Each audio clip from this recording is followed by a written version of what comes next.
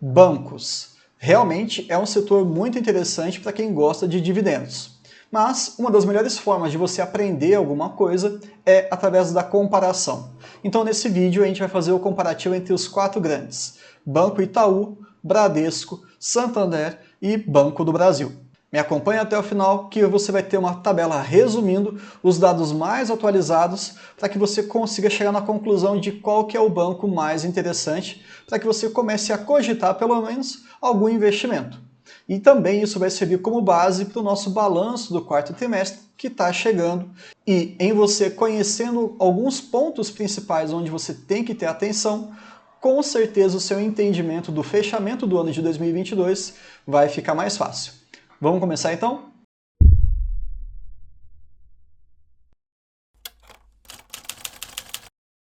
Por mais que nós tenhamos aí aquela grande narrativa das fintechs, Nubank, Inter e outros bancos digitais, ou pelo menos instituições financeiras digitais, que iriam acabar com o oligopólio dos bancões, lá em 2019 só se falava sobre isso. Mas, para variar, várias narrativas elas acabam caindo e apenas uma persiste. E na minha humilde opinião, os bancões continuam muito presentes: Itaú, Bradesco, Santander e Banco do Brasil.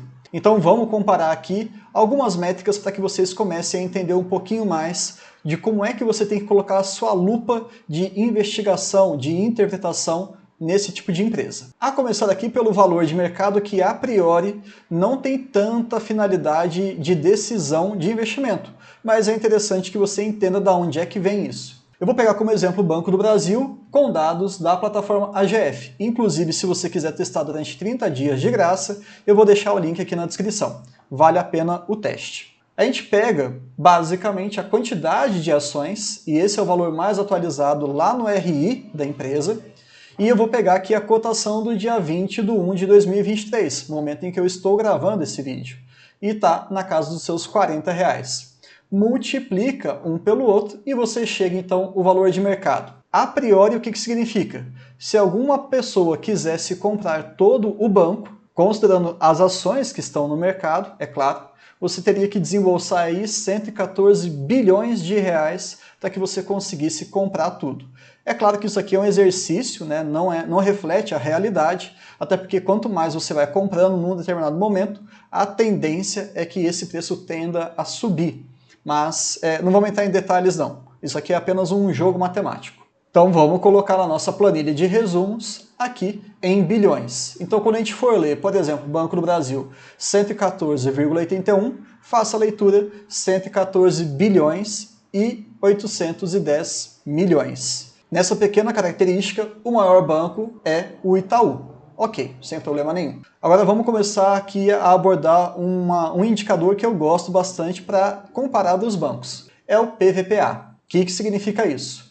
Eu vou pegar o preço, a cotação que nós temos no momento atual, R$40,07, e também vamos pegar o valor patrimonial por ação, ou seja, o patrimônio líquido do banco, e eu vou dividir pelo total de ações. E hoje a gente chega, de acordo com a plataforma do AGF, no valor de R$ 51,34. Divide, então, o preço pelo valor patrimonial por ação e você chega a 0,77. Em termos práticos, o que isso significa? Se você adquirir uma ação no mercado, ela teoricamente vale R$1 do patrimônio da empresa e você está adquirindo por 77 centavos. Então, vamos lá. Você toparia comprar R$1 por 77 centavos? Por mais absurdo que pareça isso, é o que essa métrica reflete.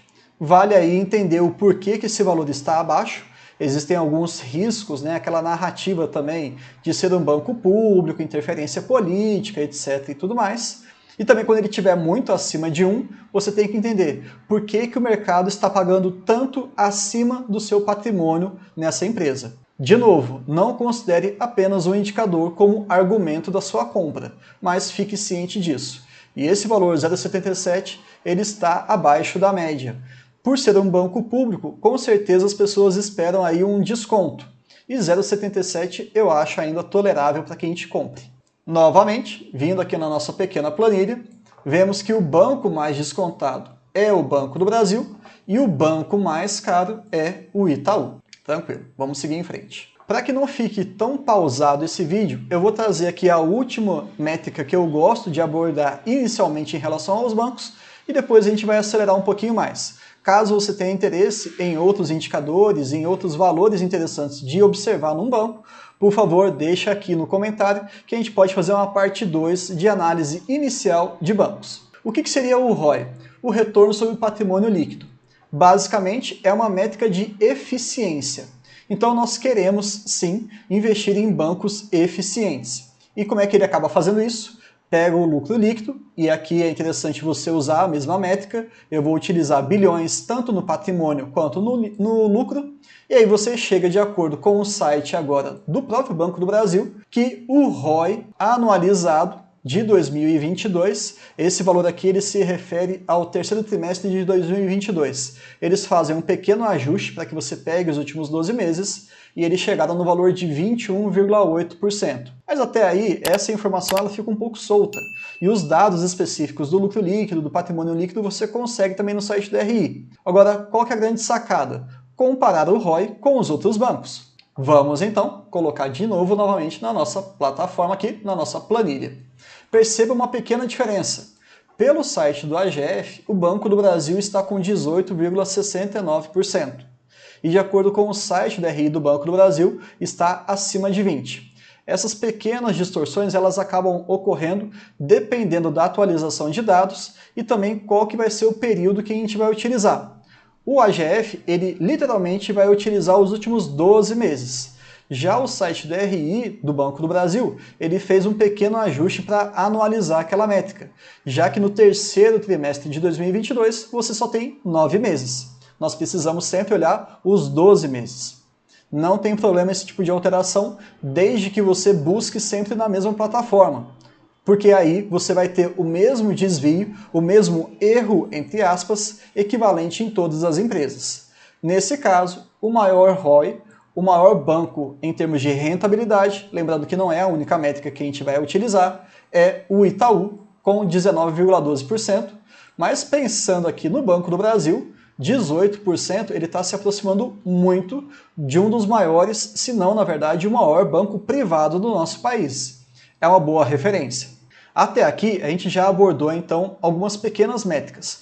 Todas elas você consegue no site do RI, só que é um trabalho bem mais demorado, tem que ter tempo, fazer uma leitura do formulário de referência, interpretar corretamente. Algumas siglas elas são colocadas em português, em outras em inglês, então você acaba confundindo, tendo que adaptar isso para que você consiga ter uma mesma leitura. Enfim, com o tempo você vai construindo isso, vai pegando essa pequena experiência. Mas agora eu vou trazer alguns índices que são muito interessantes quando a gente vai fazer a comparação com os bancos.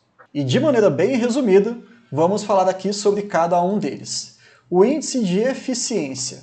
Nesse caso, por mais contraditório que pareça, quanto menor o índice de eficiência, mais eficiente é a empresa. E por que isso acontece? Porque ele vai trabalhar com duas grandes métricas aí, a capacidade de gerar receita e também em relação aos seus custos. Fazendo uma divisão entre eles, você vai acabar chegando numa conclusão em que quanto menor, melhor. Se você tiver, então, um índice de eficiência de 100%, péssimo, horroroso. Eu, particularmente, depois que eu fui entender de onde que surgia essa métrica, ficou um pouco mais claro. Mas o nome talvez confunda algumas pessoas. Mas grave isso. Índice de eficiência, quanto menor, melhor. Nesse quesito, Banco do Brasil ganha com 31,6%. E toda vez que você observar esse asterisco nessa tabela, é porque eu estou me referindo ao site de RI de cada um dos bancos, olhando o terceiro trimestre de 2022. O índice de Basileia ele já é algo bem mais bem estabelecido de acordo com as regras para que os bancos funcionem no nosso país. De acordo com o Banco Central, o valor mínimo que nós precisamos ter é de 11%. E como é que a gente faz essa leitura? A cada R$ 16,72 que o Banco do Brasil empresta, ele tem R$ 100 de patrimônio. Isso é muito importante. Então a gente quer uma métrica muito elevada? Não, porque senão está tendo um excesso de conservadorismo e isso não é interessante, até porque o banco ganha dinheiro dessa forma. Pega um dinheiro emprestado de uma pessoa ou de alguma instituição e acaba emprestando para outras pessoas em outras instituições. Então, a gente quer um valor ali próximo de 16, 17, 18, mais ou menos, isso está muito bom. Está muito próximo de 11, 12, a gente já fica um pouco mais atento. Até porque o valor mínimo, como vocês já sabem, é 11%. Então, temos aqui que o índice de Basileia do Banco do Brasil é um dos melhores entre esses 4 grandes bancos do país. Agora, um ponto fundamental que está batendo muito forte em todas as instituições financeiras do nosso país é o índice de inadimplência, e aqui eu estou pegando o acima de 90 dias. É muito importante que você faça a estratificação disso. Por quê? O banco pode emprestar para pessoa física, para pequenas empresas, para grandes empresas, enfim, tem diversas modalidades de crédito. E esse valor que eu estou trazendo para vocês é o consolidado. Percebam que a qualidade de crédito está muito relacionado ao índice de inadimplência. O Banco do Brasil ele tem aí 2,34%.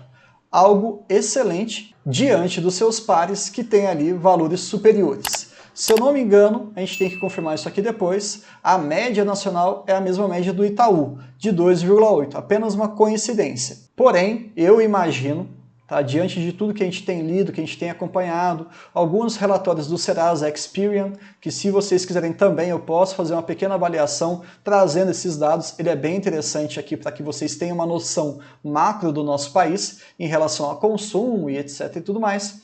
A gente percebe que provavelmente o quarto trimestre de 2022 vai continuar batendo forte. Vamos ver como é que vai ser. Mas o que nós temos de dados hoje, sem ficar especulando muito, sem ficar viajando demais, é que Banco do Brasil tem o melhor índice de inadimplência de 2,34. Olhando de uma maneira geral, então, no que a gente chega de conclusão? Banco do Brasil hoje é o mais descontado, que tem um índice de eficiência elevado, com um índice de Basileia bem interessante e saudável, com uma inadimplência acima de 90 dias, o mais baixo de todos os pares. É claro que a gente não vai olhar só para isso. Tem que entender como é que ele está se expandindo, quais são as dificuldades, quais são as falhas que cada um deles tem, se existe alguma exposição exagerada ao varejo, naquela questão de vamos emprestar dinheiro para pessoas com alto risco. Teoricamente, você teria uma maior rentabilidade, e Santander se destaca em relação a isso. Ou vamos ser um banco extremamente conservador com um grande braço ali na parte de seguros. Aí a gente está falando do Bradesco. E se você gosta disso, não tem problema nenhum, inclusive está na minha carteira. Ah não, eu quero ficar no maior banco mesmo, aquele bem tradicional, mesmo que ele tenha algumas métricas que não são nada interessantes. Inclusive aí o dividend yield dessas empresas é bacana para que você observe na hora de você tomar a sua decisão. E nesse vídeo eu não estou abordando nenhum deles em termos ao dividend yield médio, nem o dividend yield projetivo. Eu vou fazer um vídeo apenas em relação às perspectivas dos bancos para 2023. E depois eu vou deixar aqui no canal para que vocês façam uma pequena comparação e um complemento em relação a esse estudo. Então perceba de uma maneira geral, entender algumas dessas sopas de letrinhas, elas são interessantes. Fica difícil se você parar para ler todas elas e depois você ficar caçando o que cada uma significa. Então eu deixei como sugestão aqui um primeiro passo, uma primeira leitura bem superficial, mas nem por isso ela fica pobre em termos de dados ou de conteúdo a ser abordado, para que vocês comecem a ficar mais tranquilos quando a gente for apresentar os balanços trimestrais. É claro que eu vou destrinchar em cada um deles. Se você já tiver um interesse em revisar, existe uma playlist aqui no nosso canal, ou você pode até pesquisar de cada um desses bancos em relação ao terceiro trimestre de 2022. A gente sabe que o Banco do Brasil está surpreendendo todo mundo. E existe sim essa narrativa ainda de que agora que a nossa política mudou, né, a nossa linha de governo aqui mudou bastante, o banco ele tende a ser depreciado. Eu não sei até que ponto isso vai ser verdade. Eu gosto muito de comparar com o guidance que ele apresenta sempre ali na segunda semana, na verdade, de fevereiro. Com aqueles dados você consegue desenhar bem qual que vai ser o preço máximo que você estaria tolerando a pagar, considerando 6% de dividendos, ou você pode fazer um ajuste em relação a algumas métricas, de acordo com o payout, que também foi anunciado recentemente e será de 40%, lembrando que eu estou falando do Banco do Brasil, e inclusive todas as datas de pagamento. Eles já soltaram 8 datas este ano a gente vai receber dividendos ou juros sobre capital próprio. Gostaria que várias empresas tivessem esse comportamento, mas calma lá, devagarinho isso vai acontecendo e a gente vai sendo cada vez mais beneficiado com informações transparentes. A gente precisa disso, responsabilidade na hora de buscar a informação e também sensatez na hora de colocar todos esses números no papel. E como sugestão final, eu preciso desse feedback para que a gente entenda qual tipo de conteúdo que vocês querem ver aqui no canal.